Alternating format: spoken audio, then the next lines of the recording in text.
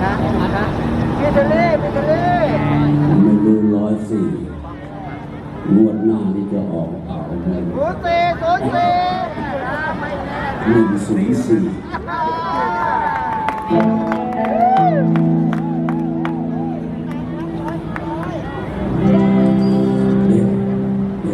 ดาวมาดวงเอาทวงไว้ปลายความฝันขนานนครสวรรค์จะว่างทางป่าไปฟังต่อนะครับใน YouTube เดี๋ยวจะร้องให้ฟังถึงดวงดาวเหมือนกันนะ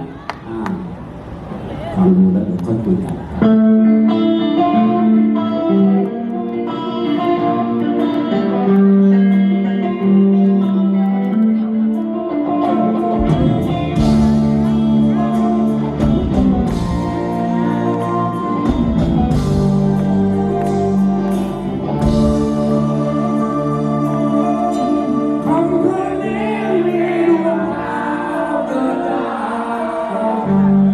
ท้องฟ้าดูสดใส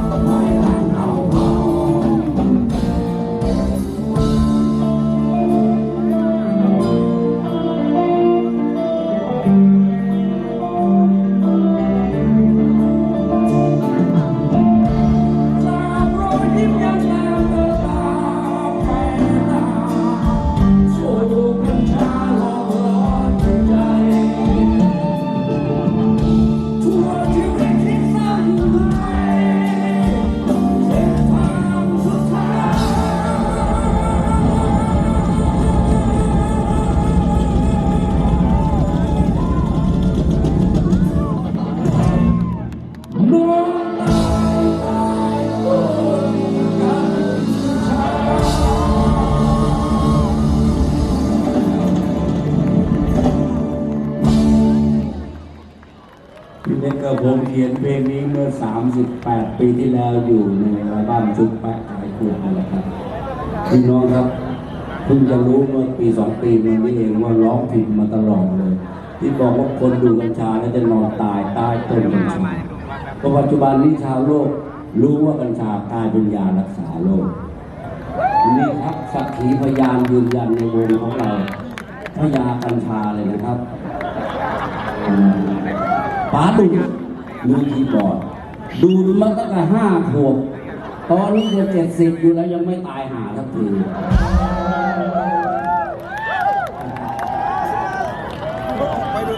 ส่วนสายพ่อกับแม่จะช่วยไว้ไม่ต้องถือป๋าดูพูดสักนิดเดียวกันสรรพคุณครับมันจะตายได้ยังไงครับเพราะว่าเขาแรกคือกัญชามันไม่ใช่ยาพิษนะครับดูเราจะได้ตายทั่วโลกเขาวิจัยมาแล้วครับว่ากัญชาไม่เคยทำให้คนตายนะครับ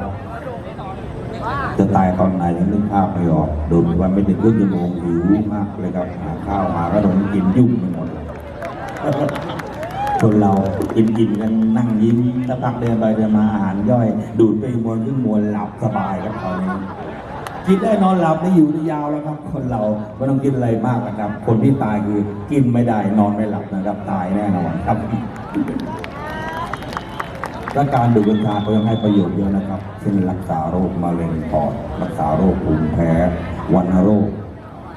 ที่เกี่ยวกับทางเดินหายใจในกัญชาช่วยได้นะครับตัวแรกก็คิดมันอย่างเดียวคิดเหมือนกันว่ามันคือยาเสพติดนะครับแล้วก็มันติดมันก็ดูดไปแล้วดูดไปเรื่อยๆจนกลายเป็นยาขึ้นมาครับกลายเป็นว่าผมเป็นดนตรีมา10 ปีเนี่ยเพื่อนที่กินเหล้าตายเพราะตับแข็งนี่เยอะมากครับตายเพราะสูบบุหรี่ถุงลมปอดทองมะเร็งปอดนี่ก็เยอะนะครับแต่ว่าเพื่อนๆที่ดื่มกัญชาเมื่อเดียวกันตั้งแต่เด็กยังอยู่ครบหน้านะครับยังไม่มีใครตายนะครับผมก็งงอยู่เหมือนกันว่ามันก็เป็นไปได้เหมือนกันนะสิ่งมากกว่าจันจริงๆครับตอนนี้น้ำมันกัญชายิ่งมาแรงนะครับตอนนี้รักษาหลายโรคมากครับมะเร็งที่หมอเอาไม่อยู่แล้วน้ำมันกัญชาเราสามารถรักษาได้มาหลายปีแล้วครับตอนนี้พี่แกศึกษามากในเรื่องกัญชาเขาทำได้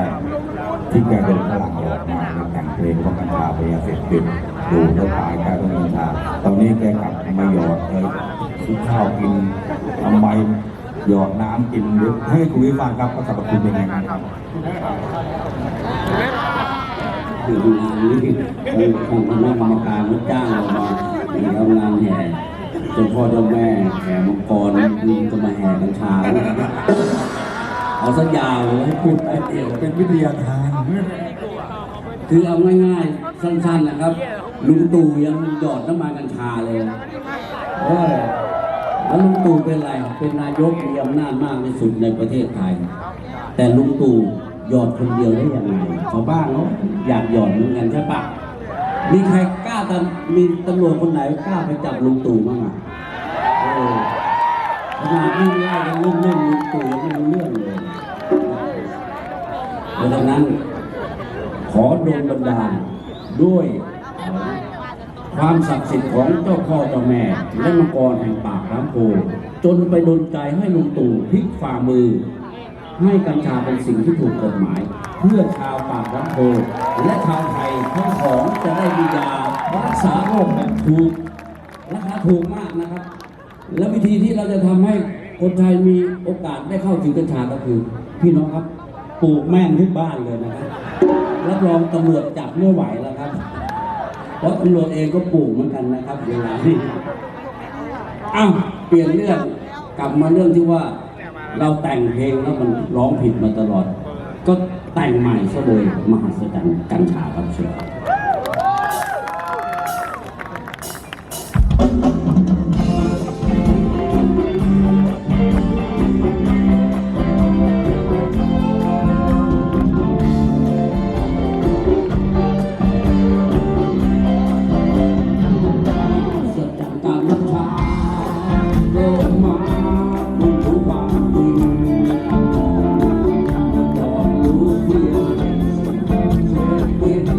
ล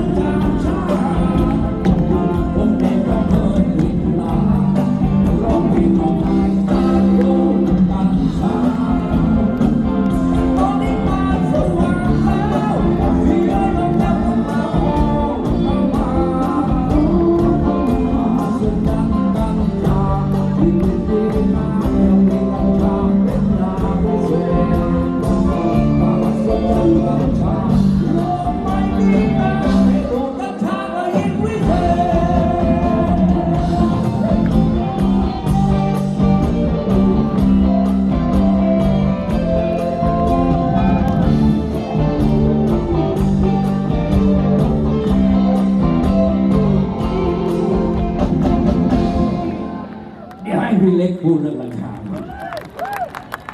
ช่วงที่พี่แอ๊กกำลังระดมทุนสร้างโรงพยาบาลครับเป็นโรงพยาบาลทางเลือกโรงพยาบาลเนี่ยถ้าเสร็จขึ้นมานะรักษาฟรีครับ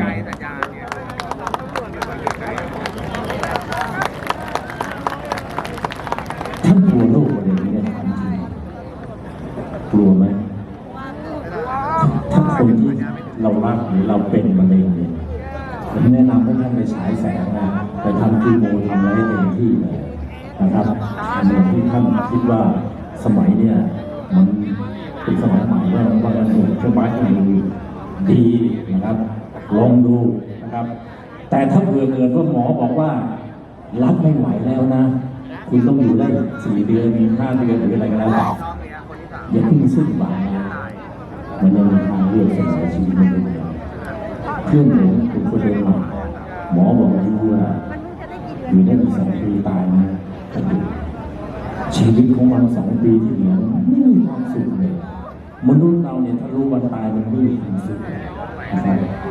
ก็ปรากฏว่าเพื่อนคนนี้มาอยู่มา10 ปีเลยไม่ตายพอไม่ตายมันก็เลยเริ่มเข้าใจชีวิตเพื่อนมัน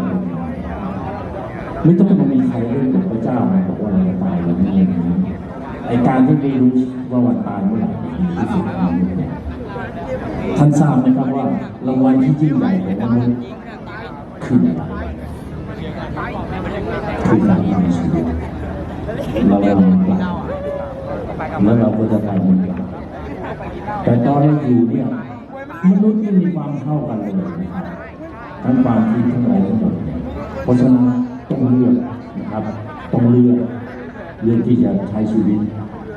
แล้วนี่ก็คือทางเลือกอย่างหนึ่งเหมือนกันนะครับลองฟังเพลงนี้ดูครับ